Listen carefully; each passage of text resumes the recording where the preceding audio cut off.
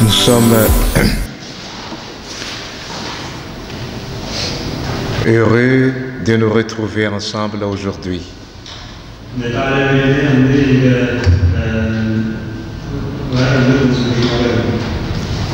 Tout à l'heure, vous venez d'entendre la lecture de la parole de Dieu sur la fin de Babylone.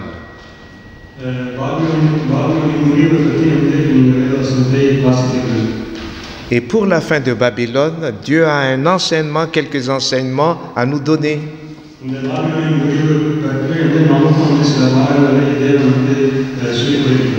Je voudrais souligner à partir de ce texte que nous venons de lire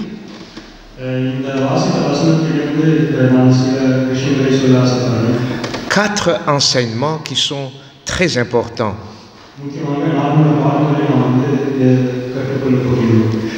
Le premier enseignement,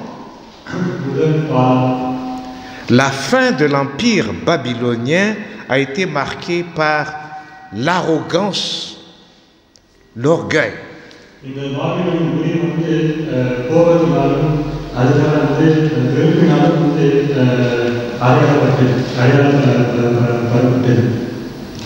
Alors que les armées de Mède, de Perse étaient maintenant en train d'assiéger Babylone,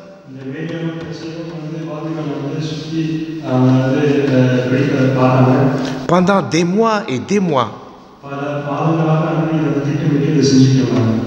Mais Babylone n'était pas inquiète. Pas d'inquiétude pour ce siège. Parce que Babylone était capable de tenir pendant 20 ans s'il y a le siège.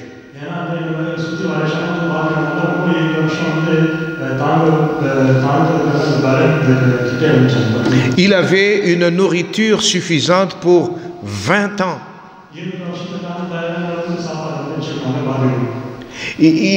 La Babylone avait de l'eau suffisante grâce aux eaux de l'Euphrate.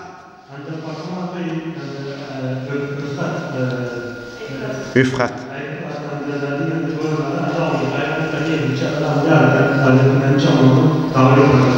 Et ces eaux passaient par la ville.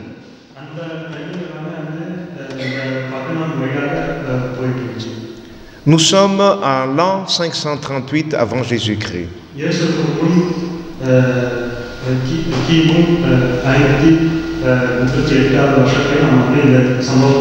Le roi s'appelait Belshazzar.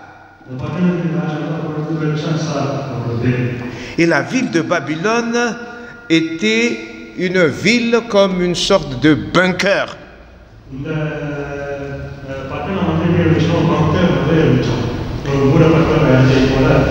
Les murailles étaient larges. Les murailles étaient très hautes. Et les murailles étaient fermées avec des portails en bronze.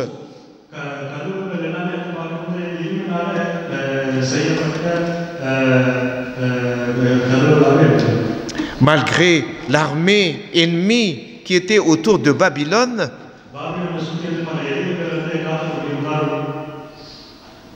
Belshazzar n'était pas inquiet. Alors il avait organisé des fêtes et des moments de joie, de réjouissance.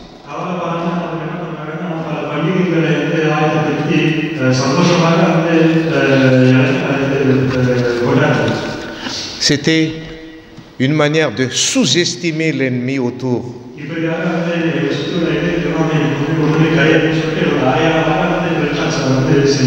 C'était une démonstration de l'orgueil.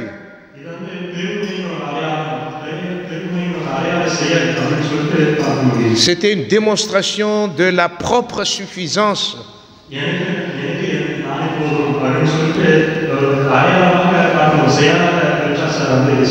Au lieu de se préparer pour la guerre, le combat, le roi se mit à organiser un grand banquet et une grande fête.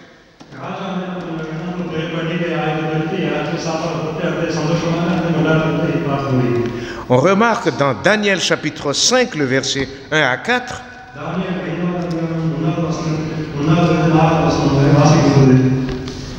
il y a la mention à 5 reprises le fait de boire du vin.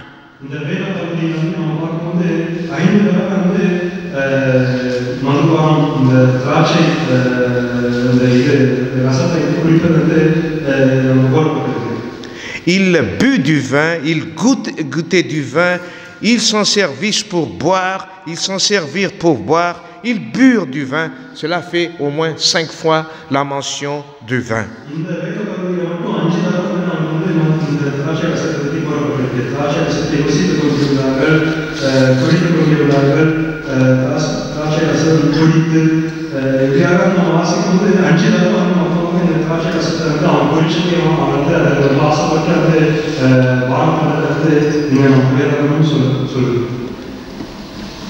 Et vraiment, la fête a été bien arrosée.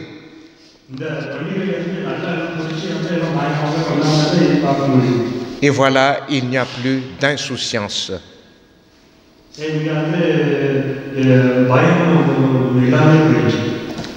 Quelle est la première leçon que nous allons tirer là-dessus? Cette même insouciance, on va le retrouver aussi à l'époque avant le retour de Jésus-Christ.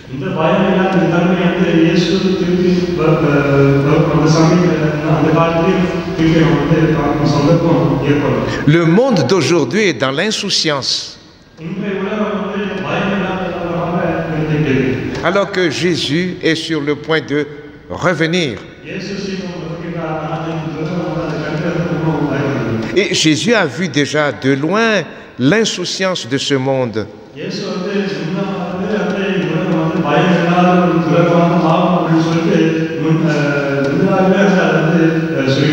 Matthieu 24, 38 à 39. Matthieu 24, 38 à 39.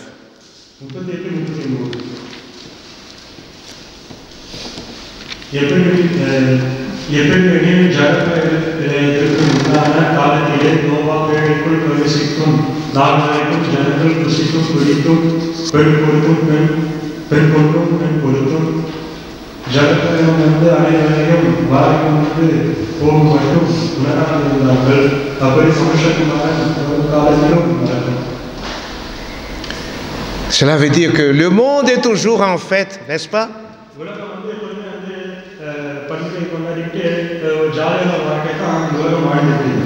Malgré la guerre, malgré la crise, les crises, le monde d'aujourd'hui est toujours en fête.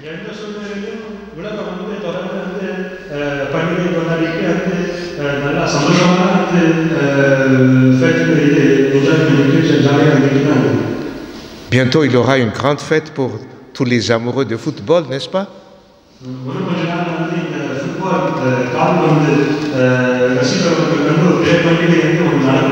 Bientôt, il y aura les Jeux olympiques. Bientôt, il y aura encore d'autres distractions partout dans le monde.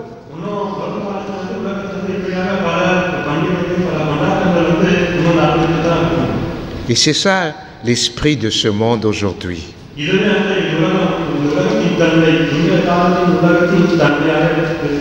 Comme à l'époque de Belshazzar, c'était de l'insouciance. Voilà le premier enseignement pour cette expérience de Belshazzar.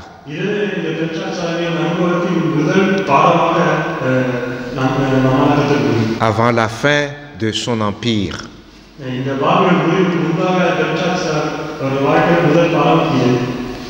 Il y a un deuxième enseignement. Eh bien, la fin de l'empire babylonien a été marquée par l'insulte à Dieu.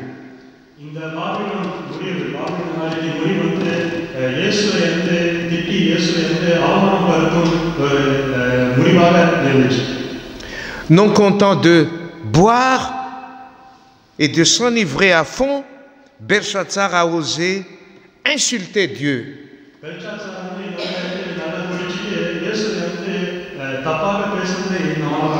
Le Dieu créateur.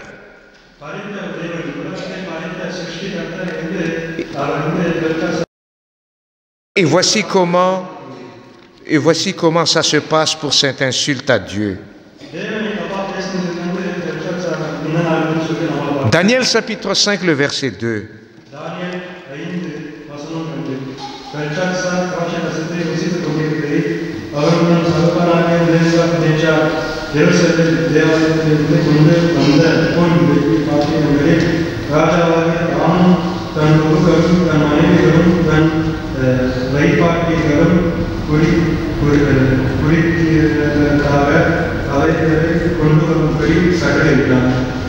Nous voyons ici les effets néfastes des boissons alcoolisées pour Belshazzar.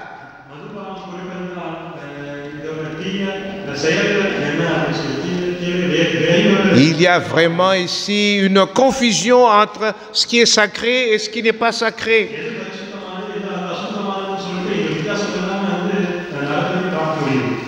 La Bible nous dit à propos de ce vin, le vin. Proverbe chapitre 20, le verset 1.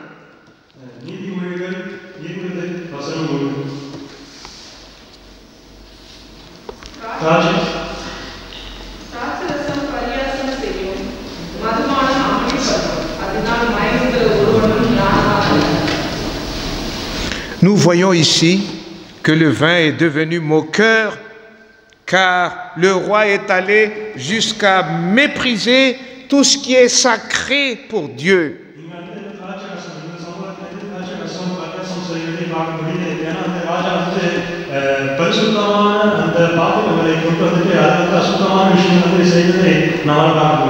Et Belshazzar est en train de signer la fin pour Babylone.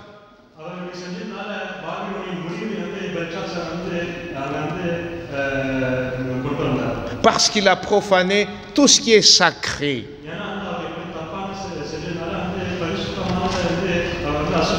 Il en est de même dans les derniers temps avant le retour de Jésus-Christ. Les gens seront insensibles. Les gens seront irrespectueux à tout ce qui est sacré, comme le mariage, le sabbat ou autre.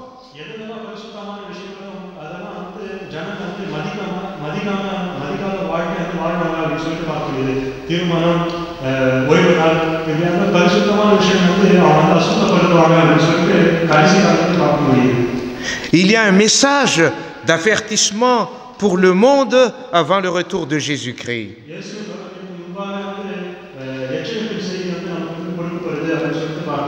Apocalypse chapitre 14, le verset 7 et le verset 8.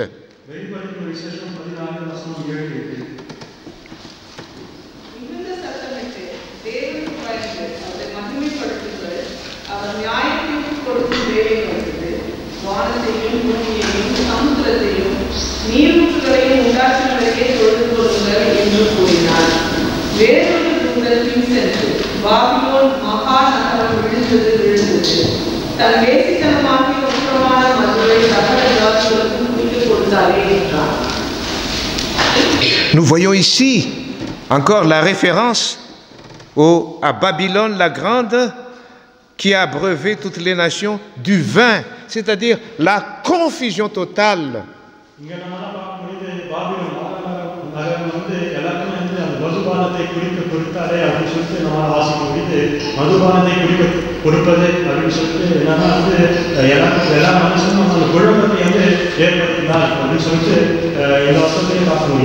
Tout ce qui est sacré pour Dieu n'existe plus.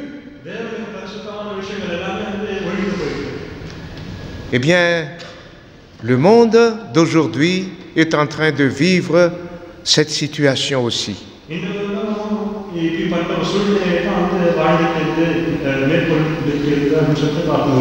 C'est un signe de temps.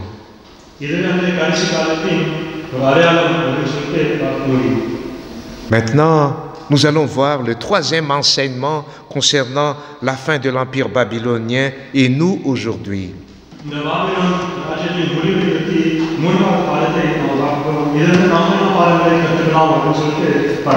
D'abord, je révise avec vous le premier signe pour l'enseignement, c'était l'arrogance. Ensuite, le deuxième enseignement, c'est le mélange du sacré avec le non sacré.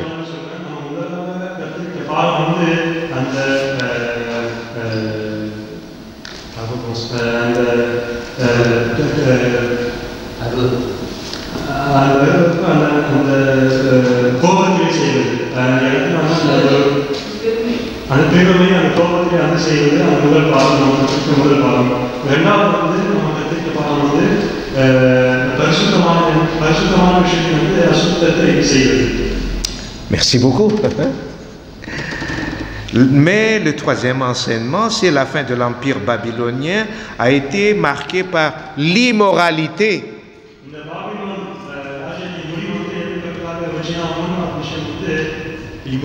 L'immoralité. Immorale.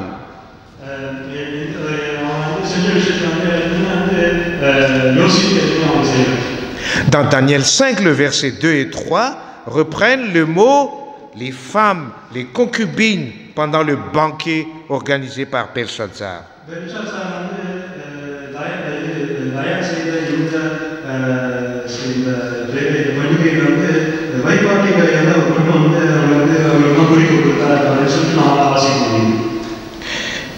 L'immoralité rime avec femme et tout ce qui est concubine, etc.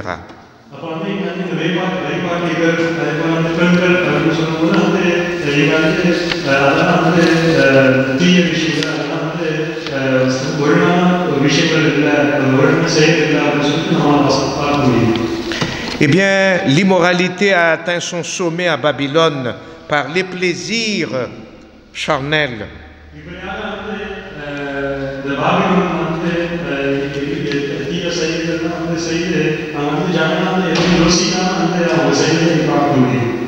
Et c'était un mauvais signe car c'était un signe aussi de la fin pour eux.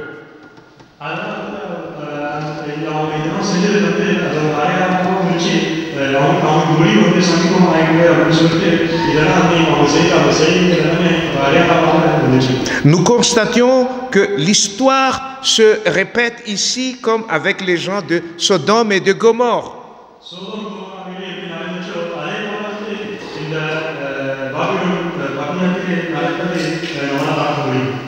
Ils vivaient dans une totale immoralité aussi.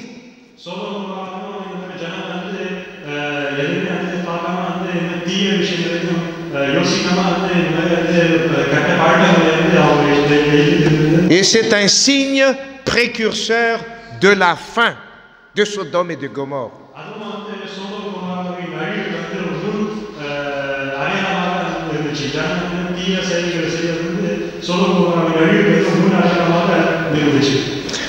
Genèse 19, les versets 4 et 5.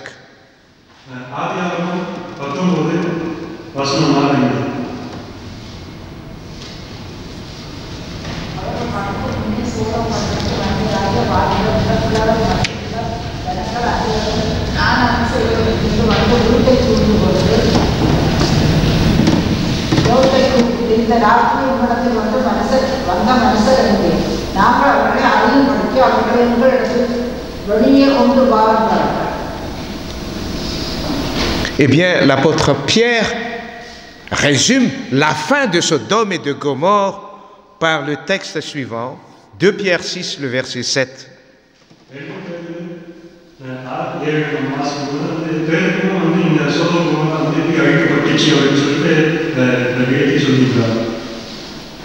De Pierre 2, le verset 6 et 7.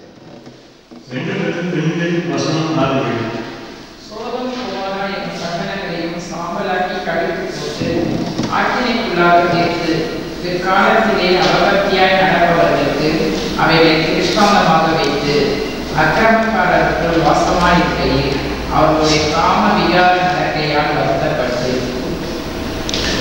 Eh bien, aujourd'hui, nous avons aussi toutes les manifestations de l'immoralité comme à l'époque de Sodome et de Gomorrhe.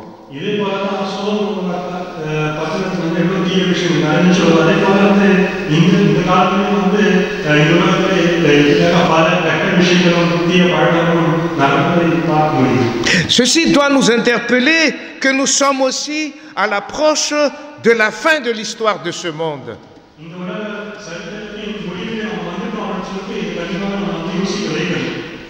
Et Dieu annonce son jugement.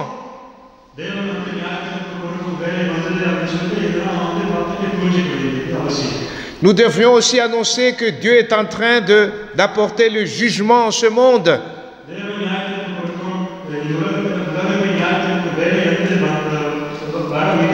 Et Dieu a annoncé le jugement à Belshazzar. D'où les écritures sur le mur de la salle de fête.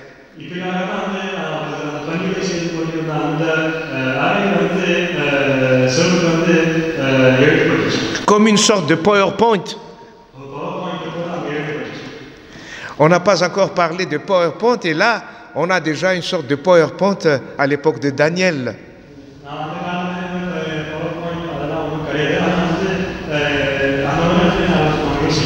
Et c'est ça le quatrième enseignement que nous allons voir maintenant.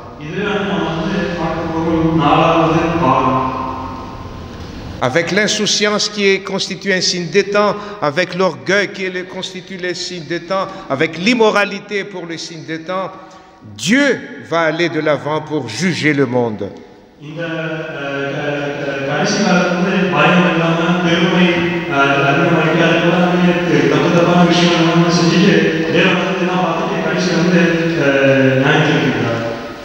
Dans la partie, voilà le quatrième enseignement, Dieu est à l'œuvre pour le jugement. Cela se trouve dans Daniel 5, le verset 5 et 6.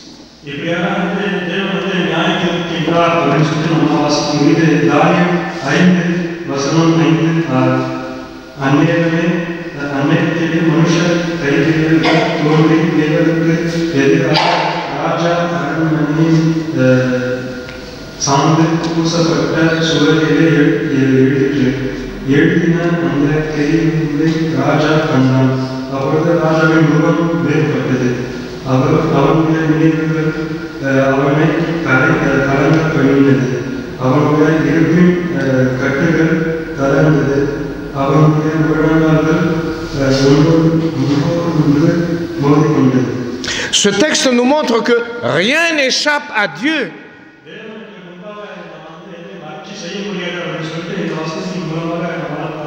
Rien n'échappe à Dieu en ce monde. Dieu voit tout ce qui se passe maintenant en ce monde. Soudain, dans l'histoire que nous venons d'entendre, les 1000 convives arrêtaient tout.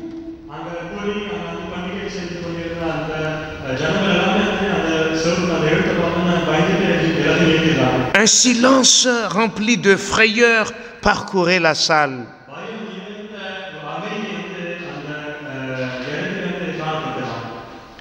Qu'est-ce qui s'est passé? Dieu a envoyé une main, non pas pour approuver ce qu'ils ont fait, mais pour les juger.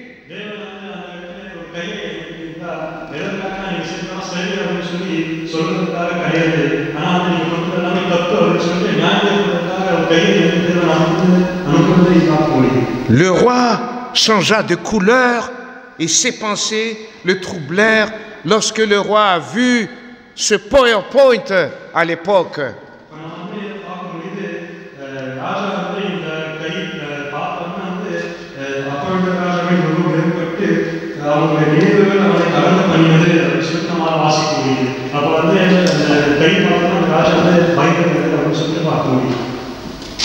Ses reins se relâchèrent.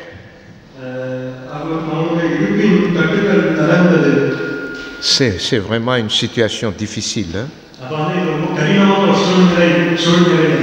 Dieu est en train de dire à Belshazzar, qui es-tu pour défier Dieu?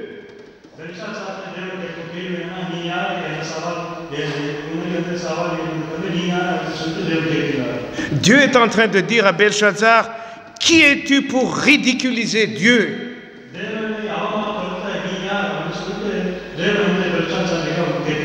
Dieu est en train de dire à Belshazzar, qui es-tu pour blasphémer Dieu?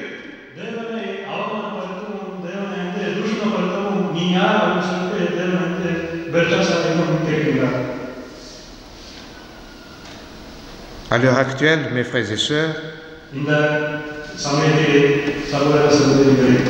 la plupart de nos contemporains se permettent de ridiculiser Dieu.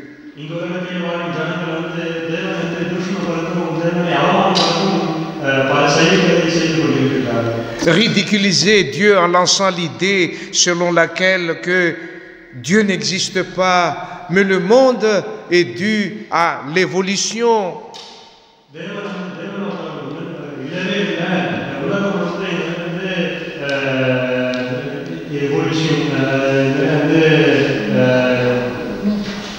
Donc il n'y a pas de créateur.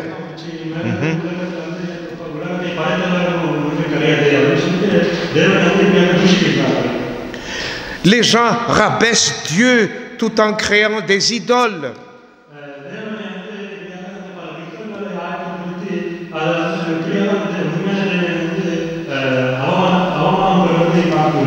Les gens n'accordent plus de l'importance au commandement de Dieu.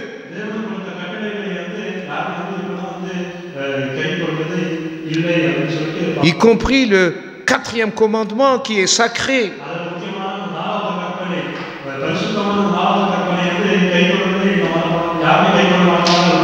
Nous ne sommes pas loin de la situation durant laquelle Babylone était entourée par Mèdes et Perses.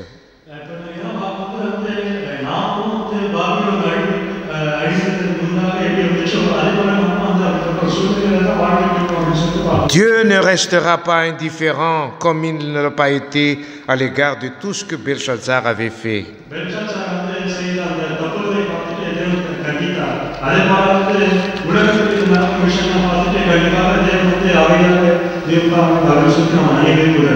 Car Dieu est grand, Dieu est puissant, Dieu est digne de gloire. C'est pourquoi la parole de Dieu nous dit dans Galates 6, le verset 7,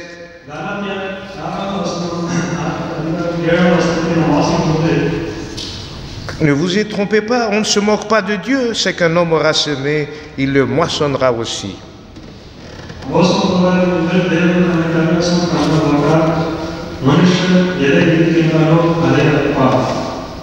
Eh bien, nous sommes tous appelés à répondre de nos actes devant Dieu.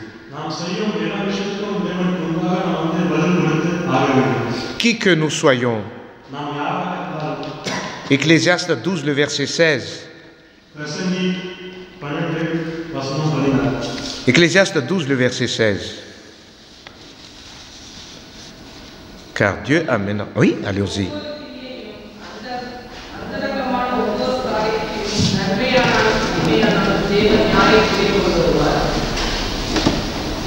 Dieu amènera toute œuvre en jugement.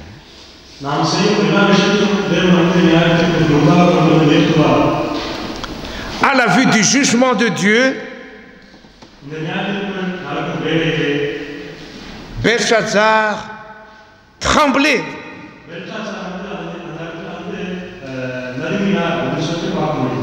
Il perdait tous ses moyens.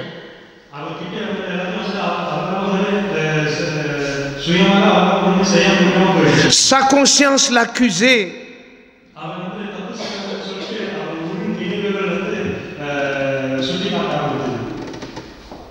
Mais par rapport à Belshazzar, malgré le jugement de Dieu, nous ne devrions pas avoir peur du jugement de Dieu. Car Dieu nous invite à avoir un intercesseur qui est Jésus-Christ.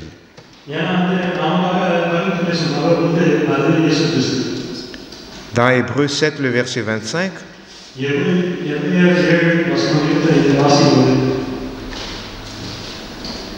Dieu peut sauver parfaitement auprès de ceux qui s'approchent de lui.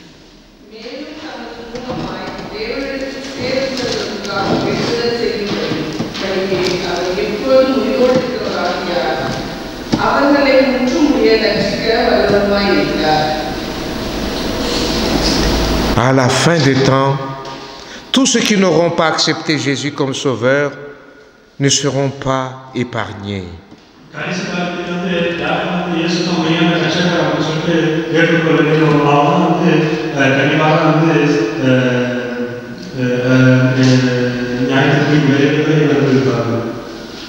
Dans Apocalypse 14, le verset 10, la parole de Dieu nous dit « Le vin de la fureur de Dieu est versé sans mélange. »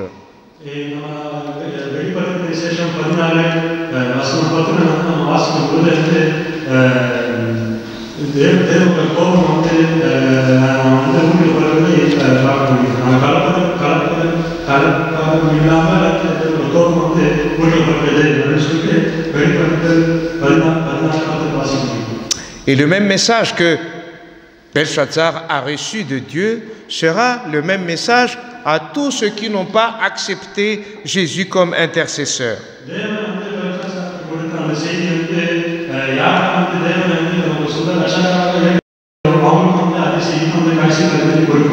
Il y a cette phrase qui est un peu extraordinaire. Mene, mene, tekel ou farsim.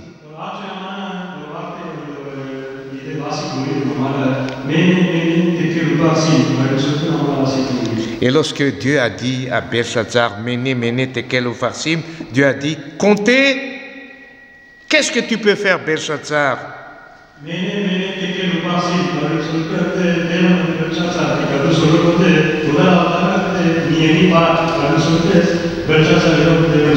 C'est Dieu qui compte et termine le compte. Le compte. Compter. C'est le verset 24-28. Dieu a compté ton règne. Daniel 5, 24 à 28. Lorsqu'il est dit, c'est pourquoi il a envoyé cette extrémité de main qui a tracé cette écriture. Voici l'écriture qui a été tracée. Comptez, comptez, pesez et divisez. Dieu a compté ton règne et a mis fin. Pesez, tu as été pesé dans la balance et tu as été trouvé léger, divisé. Ton royaume sera divisé et donné aux Mèdes et aux Perses.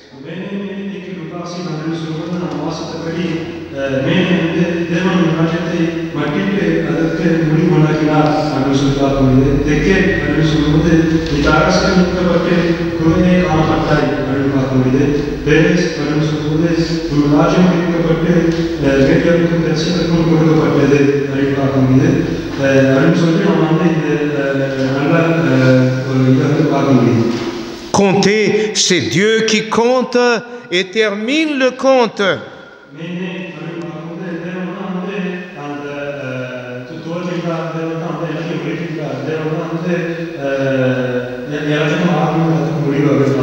Peser, ton orgueil et ton arrogance, Belshazzar, ne font pas le poids.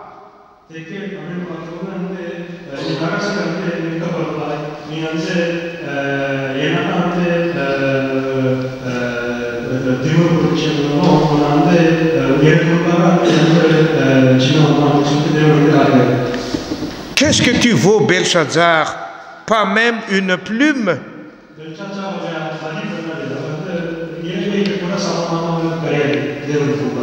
Divisé, ton royaume sera divisé.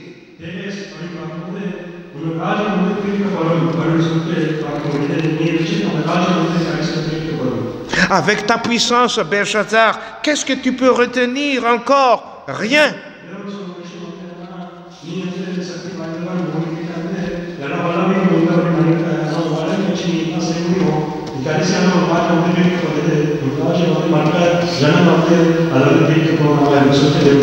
Voilà le jugement de Dieu. Et la fin de Belshazzar. Inutile de vous dire que lorsque l'homme choisit de défier Dieu, il court à sa perte éternelle toujours.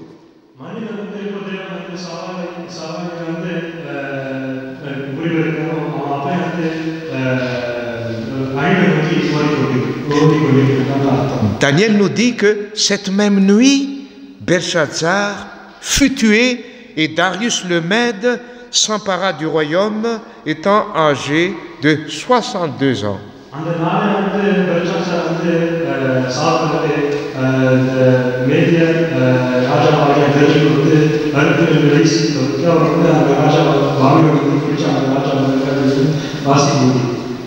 Alors que Belshazzar était insouciant, oh, Babylone est grande, Babylone est fortifiée, Babylone est un bunker.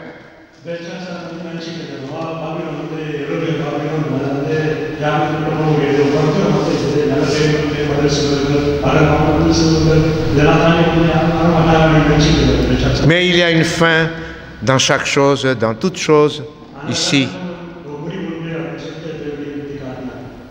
Avant de conclure, j'aimerais lire ici un passage d'Ellen White dans le livre Prophètes et Rois.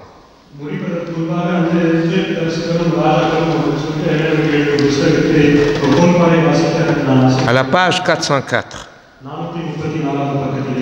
elle nous donne le récit de la fin de cette histoire. Au moment même où le roi et ses grands buvaient dans les vases sacrés du temple de Jérusalem,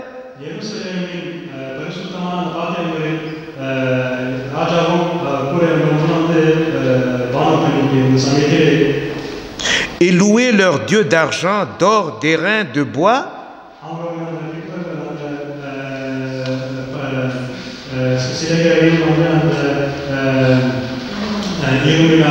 je crois que c'est difficile un petit peu, hein? D'airain, bronze.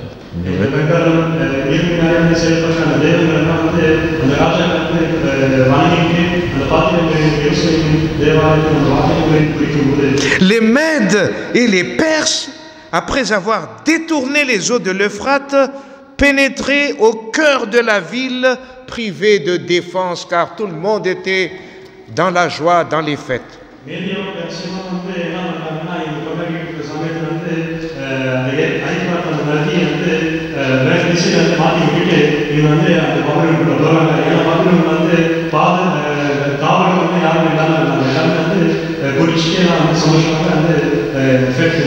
Les armées de Cyrus se trouvaient maintenant sous les murs du palais.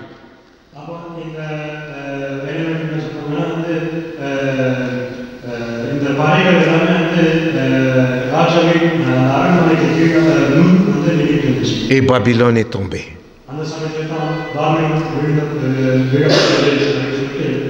Il y a un adage ou un proverbe qui dit que celui qui ne connaît pas l'histoire est condamné à la revivre.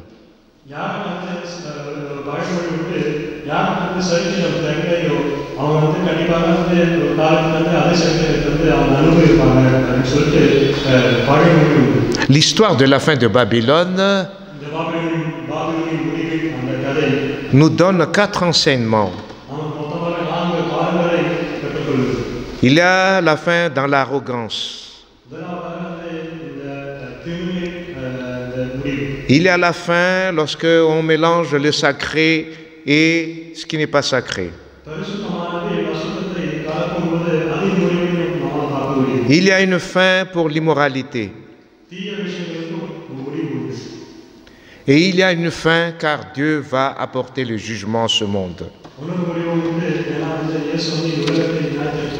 Mais celui qui a Jésus-Christ comme intercesseur, comme sauveur, sera sauvé, sera libéré de ce jugement. Dieu ne souhaite pas notre perte.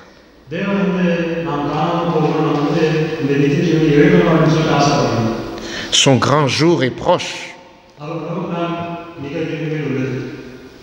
vivons toujours selon la volonté de Dieu. Est-ce que vous aimeriez encore faire de belles expériences avec Dieu chaque jour?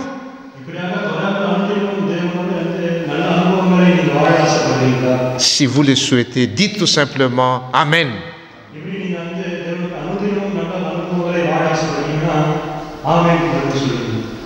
Amen. Gloire à Dieu. Amen. Amen.